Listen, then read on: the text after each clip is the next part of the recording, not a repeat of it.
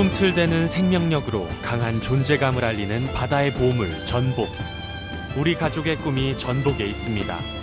정성 들여 키우는 즐거움과 수확의 기쁨이 있고 땀 흘려 일한 노동의 대가를 내어주는 고마운 전복입니다. 남들은 저를 어떻게 비웃을지 모르겠지만은 저는 저 나름대로 전복 분야에서는 제가 선구자라고 생각을 합니다. 전복의 대중화를 위해서 희생입니다. 또 상당히 같이 협력한다고 하면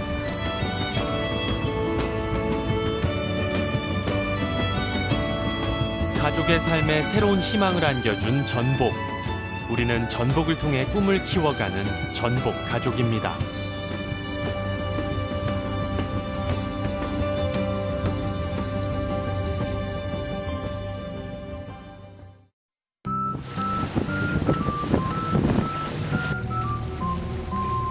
깊고 차가운 겨울날의 바다. 바다는 우리 형제의 삶의 터전입니다. 잔잔한 남해바다를 달려가 도착한 전복 양식장.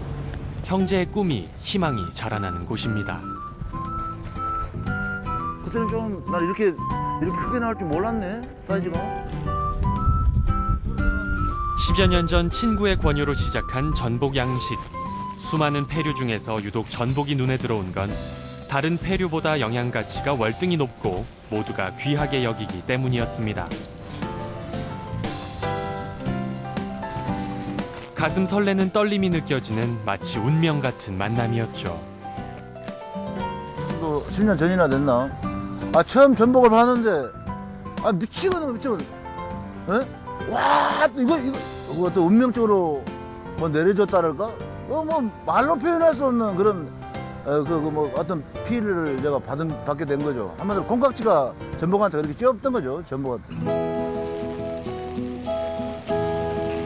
그때부터 시작된 전복에 대한 사랑과 관심은 지금까지 쭉 이어지고 있습니다. 동생과 함께 의기투합해 전복 양식장을 짓고 종패를 뿌린 후에 먹이를 주며 정성껏 키워냈죠. 청정한 남해바다가 전복의 생육을 도왔기에 가능한 일이었습니다. 3년이란 시간과 우리의 정성이 합쳐져 실하게 자란 전복을 수확하는 날은 그 어느 때보다 보람되고 행복한 순간. 육지에서 전복 가공 사업을 하느라 소홀한 나를 대신해 동생은 늘 양식장을 지키고 있습니다. 전복이라는 게 우리가 버는 만큼 큰 겁니다. 자주 가서 관리를 해줘야 됩니다. 우리가 쉽게 말하면 쩍도 제거해줘야 되고 이물질하고 먹이도 또 떨어지지 않게 공급도 해줘야 되고요. 지폐를 여고 나면부터요 보통 2년 반에서 3년 사이에 출하를 됩니다. 껍데기에 붙은 이물질을 제거하고 크기별로 선별하고 나면 출하 준비가 끝납니다.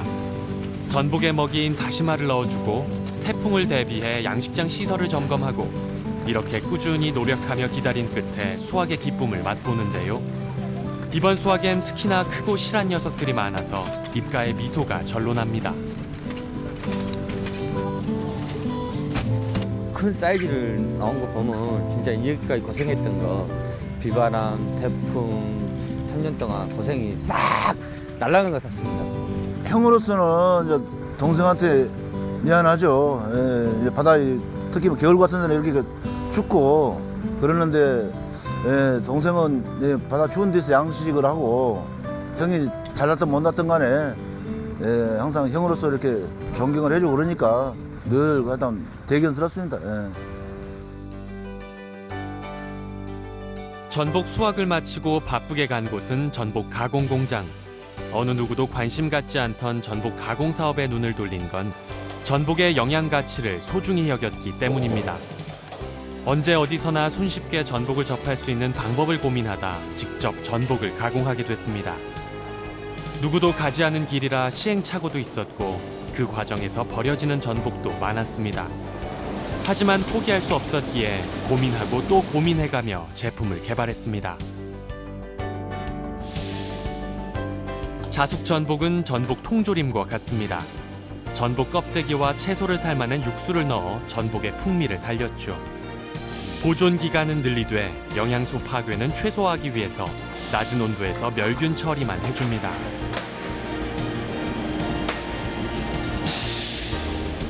120일 때 30분 동안 멸균을 시키면은 전복의 영양분 중에서 단백질이 차지하나 보면 전복이 70%를 차지합니다.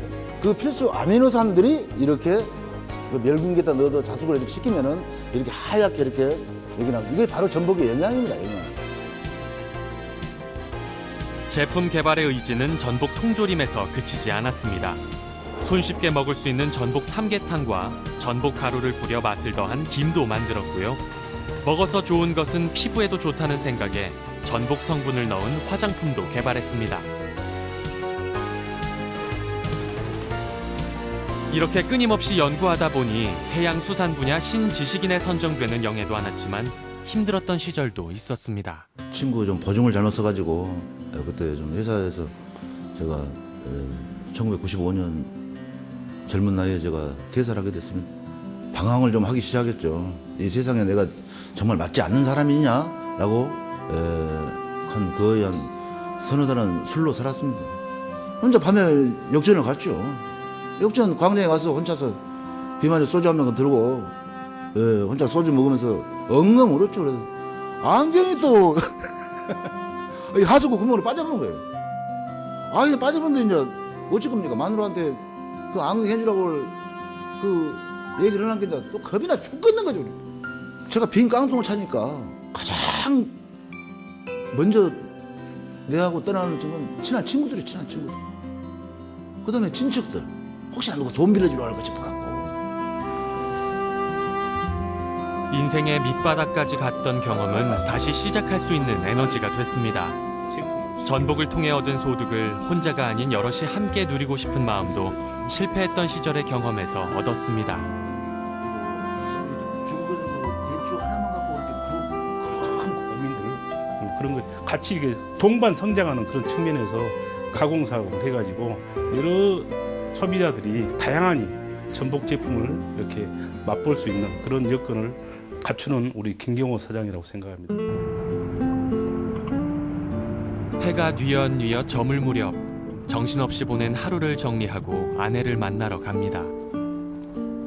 아내는 순천에서 전복 음식점을 경영하고 있습니다. 오빠? 나 도와줄게. 네? 잠깐만. 회사를 그만둔 뒤 방황하던 오랜 시간 동안 묵묵히 곁을 지켜주고 쓰러지지 않게 붙잡아준 유일한 사람이었던 아내. 내 아내는 듬직하고 한결같은 사람입니다. 고된 음식점 일을 하면서도 싫은 내색 한 번 하지 않는 착한 아내를 위해서 저도 팔을 걷고 나서봅니다. 회사 그만두고 자기 방황하고 다니면서 이제 그럴 때가 많이 힘들었죠. 그런 생활이 이제 계속 반복적이다 보니까는 그게 이제 저도 지쳐가더라고요. 그런 생활에서. 이 사람 옆에는 내가 없으면 안 되겠다는 그 생각도 들었고, 내가 가족을 위해서 이제 자기가 고생시켰던 걸 위해서 그 보답을 좀 하겠다고 이제 열심히 노력하는 모습이 그게 고맙죠. 아내로서는 내가 뭐 중국집 배달을 하고 있으니까 대단히 창피했겠죠. 그런 부분이 상당히 내가 마음에 많이 쓰였었고, 정말로 그렇게 힘들고 그럴 때 짐 싸갖고 가고 싶지 않겠어요.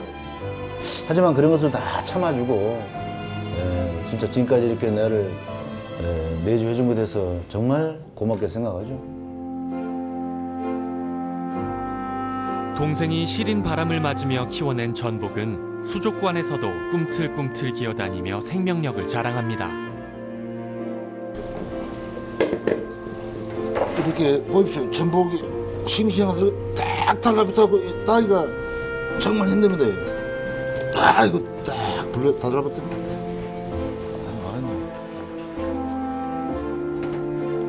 재료가 싱싱하면 맛은 자연스레 따라오기 마련이지만 바다에서 키울 때 정성을 쏟은 것처럼 음식점을 운영하면서도 모든 과정에 정성을 다하자는 것이 저의 철학입니다. 육수 하나를 만들 때도 철칙이 있습니다. 전복 껍데기와 가시오가피, 하수오 등의 한약재를 넣어 오랜 시간 끓여내는 육수는 음식의 깊이를 더해주죠. 육수를 뺀다고 했던 거 우리 집사람이 맛본이라고 진짜 고생 많이 했죠. 이 맛도 저 맛도 아닌 맛을 갖고 참 처음에 그런 거 생각하면 참 지금 생각하면 참 무섭기도 하고. 고생했던 기억을 이제는 웃으며 추억할 수 있게 됐습니다.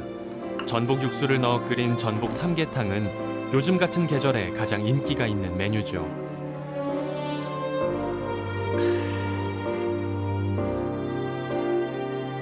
살아있는 전복을 그대로 불에 올려 구워 먹는 전복구이도 사랑받는 메뉴. 우리는 전복 고유의 맛을 살리기 위해 직접 과일 소스를 개발하기도 했습니다. 우리의 정성스런 마음이 통했는지 다행히 손님들의 반응도 좋답니다.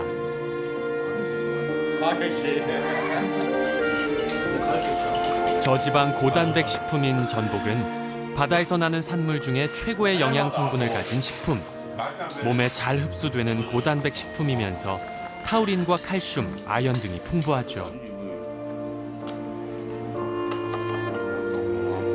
참 보면 변함이 없어요. 사모님이나 사장님이나. 라고 맛이나 신선도나 뭐나 자연적으로 직접 양식을 하시니까 맛도 좋고.